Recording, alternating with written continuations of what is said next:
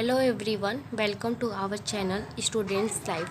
आज इस वीडियो में हम सार्थक अंक के बारे में पढ़ेंगे। जो हमने चैप्टर शुरू किया है एरर एनालिसिस में, ये लास्ट जो टॉपिक है सार्थक अंक, इसके बारे में पढ़ेंगे, सिग्निफिकेंट फिगर के बारे में।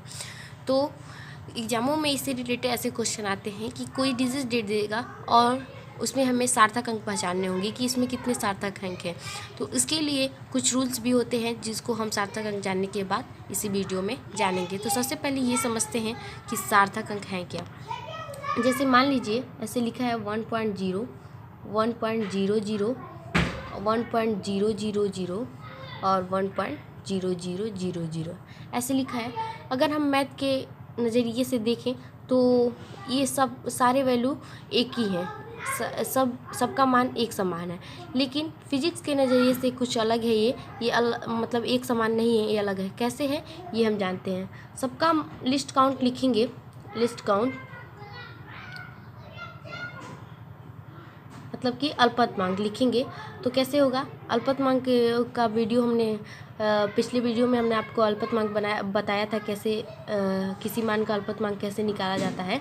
लास्ट नंबर की जगह 1, पॉइंट के नीचे पॉइंट और सारे नंबर्स के जगह 0। तो 0.1 होगा, इसका क्या होगा 0.01, 0.001 और इसका होगा 0.0001 होगा। अब हम इसमें त्रुटि निकालें, प्रेशर त्रुटि, तो क्या होगा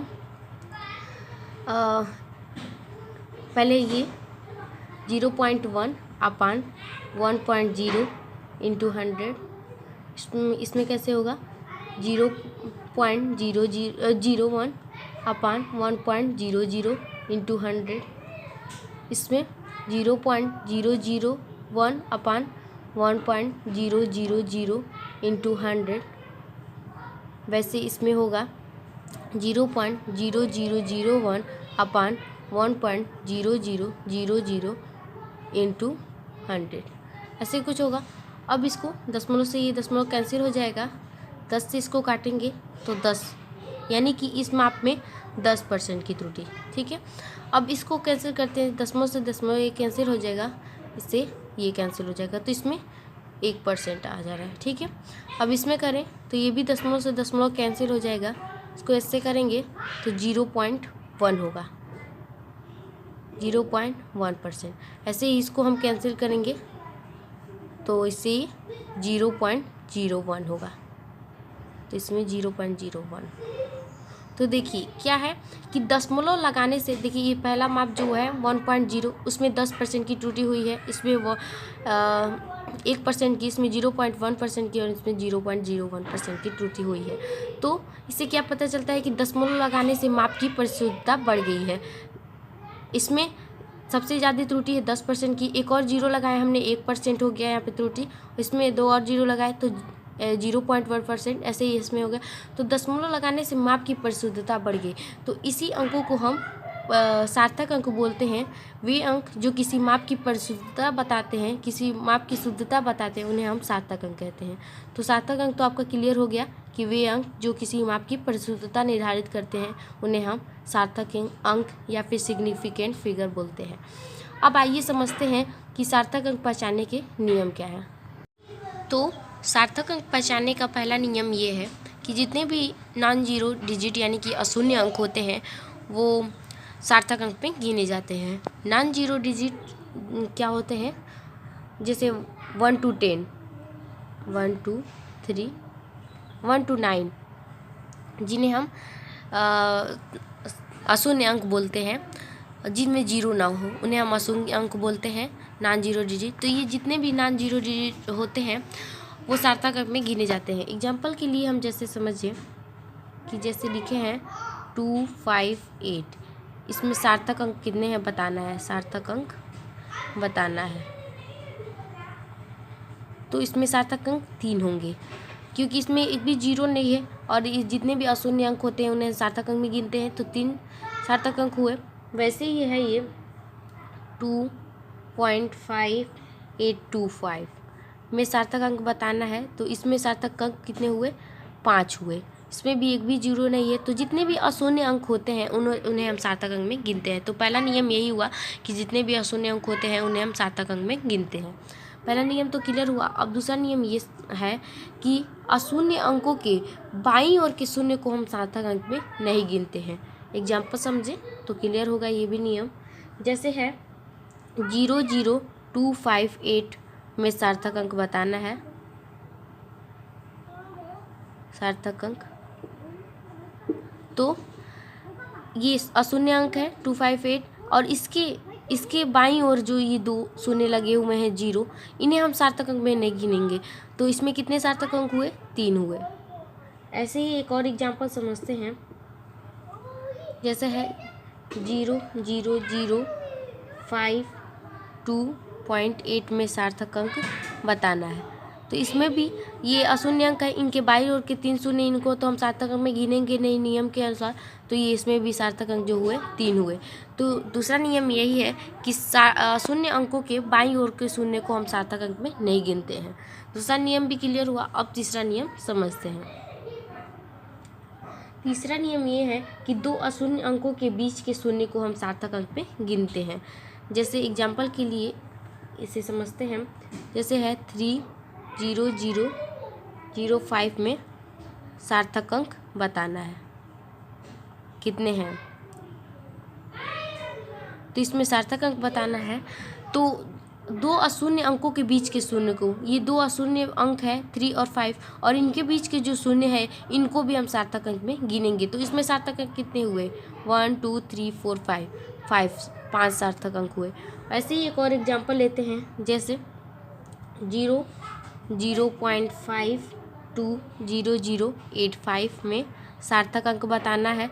तो ये तो बाईं ओर के अशून्य के बाईं ओर के शून्य है, इन्हें तो सार्थक अंक में गिनना नहीं है। और ये दो अशून्य अंकों के बीच के शून्य, इनको हम गिनेंगे। तो इसमें है 1 2 3 4 5 6, इसमें 6 सार्थक अंक हैं। तो ये तीसरा नियम भी आपका क्लियर हो गया होगा। अब चौथा नियम जानते हैं कि चौथा नियम क्या है। तो चौथा नियम ये है कि अशून्य अंक के दाईं ओर के जो शून्य होते हैं, दाईं ओर के शून्य, उन्हें हम सार्थक अंक में गिनते हैं। जैसे एग्जाम्पल के लिए हम इसे समझते हैं। जैसे 3500 में सार्थक अंक बताना है। सार्थक अंक कितने हैं? तो इसमें ये अशून्य अंक है और इसके दाईं ओर के शून्य को हम सार्थक अंक में गिनेंगे। तो उसमें 4 हुए। वैसे ही एक और एग्जाम्पल समझते हैं। 3.00500 में सार्थक अंक कितने हैं? एक तो ये अशून्य अंक के बाईं ओर के शून्य है, दाईं ओर के शून्य हैं, तो इनको हम सार्थक अंक में गिनेंगे। और ये दो अशून्य अंकों के बीच के शून्य हैं, तो इसको भी हम सार्थक अंक में गिनेंगे। तो इसमें कितने सार्थक अंक हुए? 1 2 3 4 5 6, यानी कि 6 सार्थक अंक इसमें हुए। तो चौथा नियम ये है कि अशून्य अंक के दाईं ओर के शून्य को हम सार्थक अंक में गिनते हैं। अब नेक्स्ट रूल को समझते हैं। तो पांचवा नियम ये है कि दशमलव का स्थान परिवर्तन करने से सार्थक अंक की संख्या में कोई प्रभाव नहीं पड़ता है। जैसे एग्जाम्पल के लिए इसको समझें।